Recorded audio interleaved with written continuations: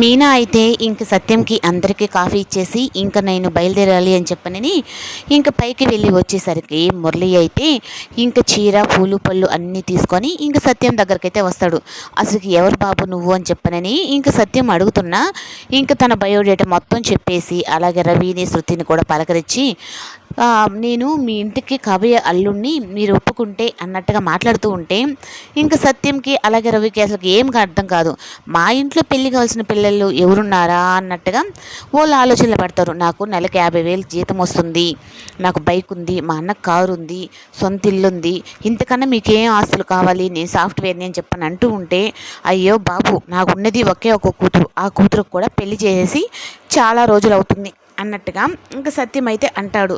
ఇంక ఈ లోపల మీనానైతే మేడ మీద నుంచి మీనా వస్తూ ఉంటే ఎందుకు మామయ్య గారు అలా అబద్ధం చెప్తారు, చామంతి పూలు బంతి పూలు అన్నీ కలబోసిన మీలాంటి మొహమే మీ కూతుర్ది కూడా అని చెప్పని అంటూ ఉంటే ఇంకా మీనా వచ్చి అసలు వీడేంటి ఇక్కడున్నాడు అంటే నీకు తెలుసా అమ్మంటే నన్ను ప్రతిరోజు నా వెంటపడి నన్ను ఒక 3 రోజుల నుంచి వేధిస్తున్నాడు, ఈ విషయం మీ కొడుకు చెప్తే వీడిని చంపి జైలుకి వెళ్తాడేమోనని నేను ఆగాను, అసలు నువ్వేంట్రా ఇక్కడికి వచ్చావంటే మీనా నీకొకటి అర్థం కావట్లేదు, తను ఉట్టిగానే రాలేదు, నీకు సారీ అన్నట్టుగా తీసుకొని వచ్చి పిల్లని అడగడానికి వచ్చాడని చెప్పాను అనంగా కానీ ఇంకా మెయిన్ అయితే నువ్వు అక్కడ రోడ్లలో అట్లా మాట్లాడుతున్నావంటే సరే ఏదోలే చిన్నపిల్లాడులే అని చెప్పని అనుకున్నాను, ఇలాంటి పనులు చేస్తావా అని చెప్పని ఇంకా అందరం ముందు మురళి చంప అయితే పగల కొడుతుంది.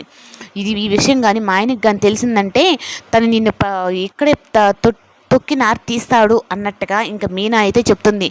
ఏంటి మీకు పెళ్ళి అయిపోయిందా? అవునరా ఎదవా నాకు పెళ్ళి అయిపోయింది, కావాలంటే నా మెడలో ఎప్పుడు పసుపు తాడు చూడలేదా నువ్వు?